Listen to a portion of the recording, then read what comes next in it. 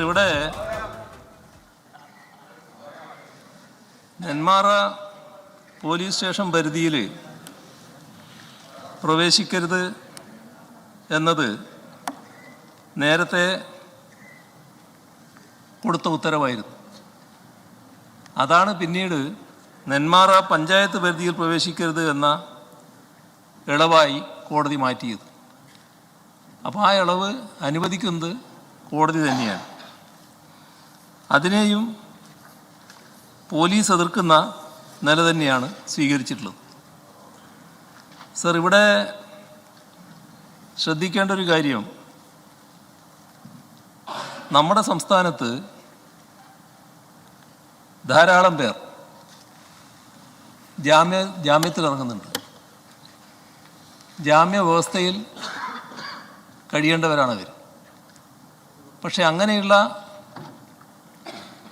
ആളുകളിൽ കുറേ പേര് ജാമ്യവ്യവസ്ഥ ലംഘിക്കുന്നുണ്ട്. സർ, ജാമ്യവ്യവസ്ഥ ലംഘിച്ചാൽ പോലീസിന് ചെയ്യാൻ കഴിയുന്നത് എന്താണ്? ഇതിനെക്കുറിച്ച് ഗൗരവമായി ചിന്തിക്കേണ്ട കാര്യമാണ്. അത് പ്രതിപക്ഷവും ഭരണപക്ഷവും എന്നുള്ള വ്യത്യാസം മാത്രം വെച്ച് ചിന്തിക്കേണ്ട കാര്യമല്ല.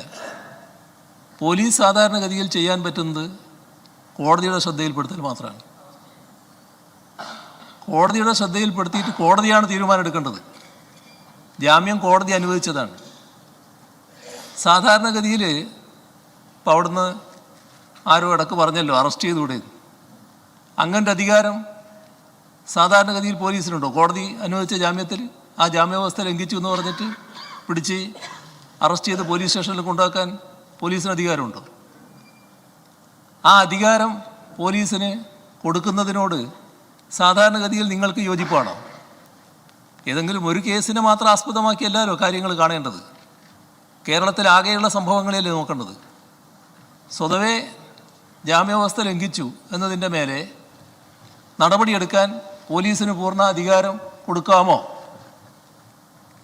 അത് ചിന്തിക്കേണ്ട കാര്യമല്ലേ, ചർച്ച ചെയ്യേണ്ട കാര്യമല്ലേ, ഗൗരവമായി പരിശോധിക്കേണ്ട കാര്യമല്ലേ. ഇപ്പോൾ ചെന്താമരയുടെ കാര്യത്തെക്കുറിച്ച് ബഹുമാനപ്പെട്ട ഷംസുദ്ദീൻ പറഞ്ഞ കാര്യങ്ങളിൽ ആർക്കാ വിയോജിപ്പുള്ളത്? അയാൾ കൊല നടത്തി, വീണ്ടും കൊല നടത്തുന്നു. പോലീസോൻ കസ്റ്റഡിയിലെടുത്ത് പോകുമ്പം തന്നെ ആരെയോ കണ്ടപ്പോൾ നിന്നെ വെറുതെ വിട്ടുപോയിന്നോ, എന്താ നിന്നെ കിട്ടിയില്ലെന്നോ എന്തോ പറയുന്ന ഒരവസ്ഥ സ്വീകരിച്ചു എന്ന് മാധ്യമങ്ങൾ റിപ്പോർട്ട് ചെയ്തില്ലേ? അന്നേരവും ഭീഷണിപ്പെടുത്തില്ലേ? ഈ കൊലപ്പെടുത്താൻ കഴിഞ്ഞില്ല എന്നുള്ള ഒരു കാര്യം പറയാൻ തയ്യാറാകില്ലേ?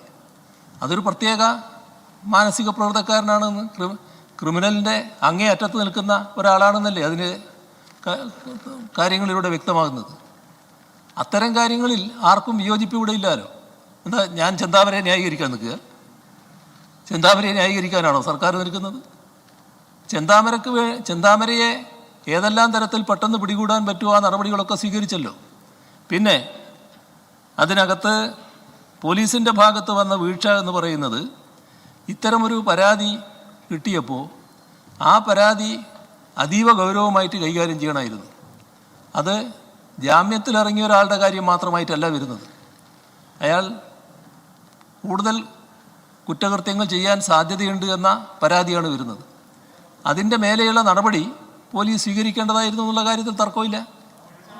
അത് വെറുതെയാണോ സസ്പെൻഡ് ചെയ്തത്? എന്താണ് നിങ്ങൾ അത് കാണാത്തത്? ആ ഉദ്യോഗസ്ഥനെ സസ്പെൻഡ് ചെയ്ത് അന്വേഷണം നടത്തുകയല്ലേ. ആ അന്വേഷണത്തിൻ്റെ ഭാഗമായിട്ട് എന്തൊക്കെ വരുമെന്ന് ഇപ്പം നിങ്ങൾക്ക് എങ്ങനെ അറിയാം? ആ അന്വേഷണത്തിൻ്റെ ഭാഗമായിട്ട് കാര്യങ്ങൾ കണ്ടെത്തണ്ടേ? കുറ്റവാളിയെ സംരക്ഷിക്കുന്ന, കുറ്റവാളി എന്ന് നമ്മൾ ഇപ്പോൾ കരുതുന്ന ഒരാളെ, അതാണല്ലോ ആ പോലീസ് ഉദ്യോഗസ്ഥൻ ചെയ്ത കാര്യം, തെറ്റായ കാര്യം ചെയ്തു എന്ന്. ആ തെറ്റിനെക്കുറിച്ച് മൂടി വെക്കാൻ തയ്യാറായോ? സംരക്ഷിക്കാൻ തയ്യാറായോ? നടപടിയെടുക്കാനല്ലേ തയ്യാറായത്? ആ നടപടിയുടെ ഭാഗമായി ഇനി എങ്ങനെയൊക്കെ വരുമെന്നത് അതിൻ്റെ അന്വേഷണത്തിൻ്റെ ശേഷമല്ലേ പറയാൻ പറ്റൂ. ഫലപ്രദമായ അന്വേഷണ സംവിധാനമല്ലേ ചെയ്തുകൊണ്ടിരിക്കുന്നത്. ഇവിടെ ചെന്താമരയെക്കുറിച്ച് കൂടുതൽ പറയാനില്ല. ശക്തമായ നടപടി ഇക്കാര്യത്തിൽ സ്വീകരിച്ചു വരികയാണ്. അതിന് അങ്ങേയറ്റം ശിക്ഷ ഉറപ്പാക്കാവുന്ന നടപടികൾ പോലീസിൻ്റെ ഭാഗത്തുനിന്നുണ്ടാവുകയും ചെയ്യും. ഇവിടെ പത്തനംതിട്ടയിലെ പ്രശ്നം അതും സാധാരണഗതിയിൽ സംഭവിക്കാൻ പാടില്ലാത്തൊരു കാര്യം തന്നെയാണ്, ഒരു സംശയം അതിലില്ല. ഒരു വിവാഹ പാർട്ടിയിൽപ്പെട്ട ആളുകൾക്ക് തല്ലുകൊള്ളാനിടയായി. അതിലൊരു യുവതിക്ക് തല്ലുകൊണ്ടു, അവർ പരാതിപ്പെട്ടു, അതിൻ്റെ മേലെയുള്ള അന്വേഷണങ്ങൾ നടക്കുന്നു. അതിൻ്റെ ഭാഗമായി തന്നെ അവിടെ പോലീസ് SI അടക്കം ആളുകളെ സസ്പെൻഡ് ചെയ്ത നിലയും സ്വീകരിച്ച് മറ്റ് അന്വേഷണങ്ങൾ നടന്നു വരികയാണ്. ഇതെല്ലാം ഇതിൻ്റെ ഭാഗമായി തുറന്നു വരികയാണ്. സർ, തെറ്റായൊരു കാര്യം പോലീസിൻ്റെ ഭാഗത്തുനിന്ന് സംഭവിച്ചാൽ ആ സംഭവിക്കുന്നതിനോട് സ്വീകരിക്കുന്ന സമീപനമെന്ത്? അതല്ലേ പ്രശ്നം. ആ സംഭവത്തെ ന്യായീകരിക്കാൻ ഏതെങ്കിലും ഘട്ടത്തിൽ സർക്കാർ തയ്യാറായോ? ആ സംഭവത്തെ ഗൗരവമായി കണ്ട് അത് തെറ്റാണെന്ന് കണ്ട് ആ തെറ്റിൻ്റെ മേലെ നടപടിയെടുക്കാനല്ലേ തയ്യാറായത്? അതാണ് സർക്കാരിൻ്റെ പ്രത്യേകത. ഒരു തെറ്റിനെയും ന്യായീകരിക്കില്ല, ഒരു തെറ്റിനെയും അംഗീകരിക്കില്ല. ഏത് പോലീസ് ഉദ്യോഗസ്ഥനായാലും തെറ്റ് ചെയ്താൽ ആ തെറ്റ് ചെയ്തവർക്കെതിരെ കർക്കശമായ നടപടിയും ഉണ്ടാകും. ഇവിടെ ഇതിൻ്റെ മേലെ പോലീസ് ആകെ വെളിവില്ലാത്തതായി എന്ന് പറഞ്ഞാൽ പോലീസിന് ചാർത്തി കൊടുക്കാൻ പറ്റുന്ന എന്തെല്ലാം ബഹുമതികൾ നമ്മുടെ നാട്ടിലുണ്ട്. സംഭവം തെറ്റായ കാര്യം നടന്നാൽ ആ തെറ്റിനെ തെറ്റായി തന്നെ കാണണം, ആ തെറ്റിനെതിരെ കർക്കശ നടപടിയെടുക്കുക. ഇതാണ് സർക്കാർ ചെയ്തു പോകുന്ന കാര്യം. ഇവിടെ ഒരു പോലീസുകാരൻ ഒരു 82 വയസ്സുകാരിയെ വീട്ടിൽ പൂട്ടിയിട്ട സംഭവം അദ്ദേഹം പറയുകയുണ്ടായി. അത് അങ്ങേയറ്റം ഹീനമായൊരു സംഭവമാണ് എന്ന് പൊതുസമൂഹം തന്നെ കണക്കാക്കിയതാണല്ലോ. അതൊക്കെ പോലീസിൻ്റെ ഒരു സ്വഭാവമായിട്ടല്ലല്ലോ വരുന്നത്. നാട്ടിലുള്ള ക്രിമിനൽ വാസനയുള്ള ചില ആൾക്കാരുണ്ട്, അതിൻ്റെ ഭാഗമായി നടന്നൊരു കാര്യമായിട്ട് മാത്രമല്ലേ അതിനെ കാണാൻ പറ്റൂ. ഇവിടെ ഒരു DYSP മദ്യപിച്ച് വാഹനം ഓടിച്ചു എന്ന് വെച്ച് പോലീസുകാരാകെ മദ്യപിക്കുന്നവരാണെന്ന് പറയാൻ പറ്റുമോ നമുക്ക്? അതിനെ പോലീസിൻ്റെ ഒരു സ്വഭാവമായിട്ട് മാത്രം കണക്കാക്കാൻ പറ്റൂ? അപ്പോൾ നമ്മുടെ സംസ്ഥാനത്ത് മദ്യലഹരി ഇതിൻ്റെ ഭാഗമായി വല്ലാതെ വർദ്ധിക്കുന്നു, അതിന് പോലീസ് കൂട്ടുനിൽക്കുന്നു എന്നാണോ പറയാൻ ഉദ്ദേശിക്കുന്നത്? ആ കാര്യത്തിലൊക്കെ ശക്തമായ നടപടി തന്നെ സ്വീകരിച്ചു പോകുന്നതല്ലേ നമ്മുടെ നാടിൻ്റെ അനുഭവം. പോലീസ് ഗൂണ്ടകളെ സംരക്ഷിക്കുന്ന കാലം കഴിഞ്ഞു. ഇപ്പോൾ ഗൂണ്ടകൾക്കെതിരെ കർക്കശമായ നടപടികളാണ് സ്വീകരിച്ചു പോകുന്നത്. സംസ്ഥാനത്താകെ ഫലപ്രദമായ നടപടികൾ സ്വീകരിച്ചു പോകുന്നുണ്ട്. ഒരു തരത്തിലും അവരെ സംരക്ഷിക്കുന്ന, ഗൂണ്ടകളെ സംരക്ഷിക്കുന്ന നില നമ്മുടെ സംസ്ഥാനത്തേതായാലും നിലനിൽക്കുന്നില്ല.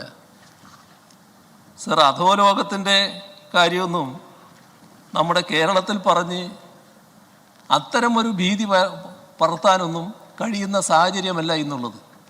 ഇന്ത്യയിലെ ഏറ്റവും ക്രമസമാധാന നില ഭദ്രമായ സംസ്ഥാനമാണ് കേരളം. ആ നില നമ്മൾ മറന്നുപോകരുത്. ഇവിടെ പോലീസ് ക്രിമിനൽവൽക്കരിക്കപ്പെട്ടു എന്നാണ് പറഞ്ഞത്. സർ, എത്ര മികവാർന്ന കാര്യങ്ങളാണ് പോലീസ് ചെയ്തുകൊണ്ടിരിക്കുന്നത്, അത് ബഹുമാനപ്പെട്ട അംഗത്തിന് അറിയാത്ത കാര്യമാണ്. പിന്നെ കൈക്കൂലി ഡിജിറ്റൈസ് ചെയ്തതിനെ പറ്റി പറഞ്ഞു. അത് വയനാടിനെ നോക്കി പറഞ്ഞതായിരിക്കും എന്നാണ് തോന്നുന്നത്.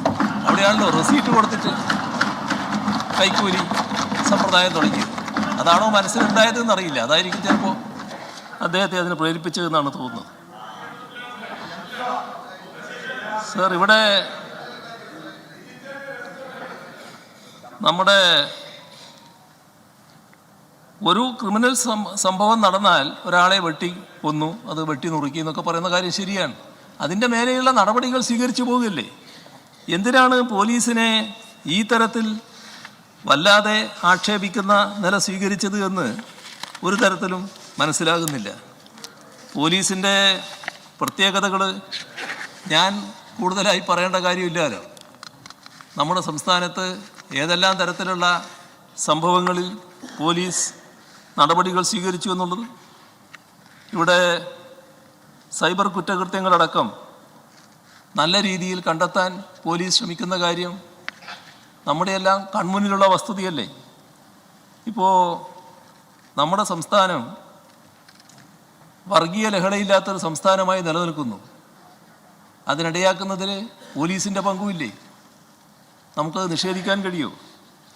ഇവിടെ പല കാര്യങ്ങളിലും ജനസൗഹൃദമായ ഇടപെടലുകൾ നടത്തുന്ന പോലീസിനെയല്ലേ സംസ്ഥാനത്ത് പൊതുവെ കാണാൻ കഴിയുന്നത്. കുറ്റം ആര് ചെയ്താലും അവർക്കെതിരെ കർക്കശമായ നടപടികൾ സ്വീകരിക്കുന്ന പോലീസിനെയാണല്ലോ നമുക്ക് കേരളത്തിൽ കാണാൻ കഴിയുന്നത്. അതേസമയം തെറ്റായ രീതി പോലീസിൻ്റെ ഭാഗത്തുനിന്നുണ്ടായാൽ അത് അംഗീകരിക്കാത്ത സമീപനം സർക്കാർ സ്വീകരിക്കുന്നു. എല്ലാ നിയമപരമായ നടപടികൾക്കും പിന്തുണയും നൽകുന്നു. ഇതാണല്ലോ കേരളത്തിൽ പോലീസിന് മികവാർന്ന രീതിയിൽ പ്രവർത്തിക്കുന്നതിന് സാധിക്കുന്ന നിലയുണ്ടാക്കുന്നത്. സമൂഹത്തോട് നല്ല പ്രതിബദ്ധത പുലർത്തിക്കൊണ്ട് പ്രവർത്തിച്ചു പോകാനുള്ള അന്തരീക്ഷമാണ് കേരളത്തിലുള്ളത്. അതിന് പോലീസിനെ കൂടുതൽ പ്രാപ്തമാക്കുന്ന നടപടികളാണ് നാം സ്വീകരിച്ചു പോകുന്നത്. അതിൻ്റെ ഭാഗമായി നല്ല തോതിൽ ജനകീയ സേന എന്ന പേര് അന്വർത്ഥമാക്കിക്കൊണ്ടിരിക്കുകയാണ് കേരളത്തിലെ പോലീസ്.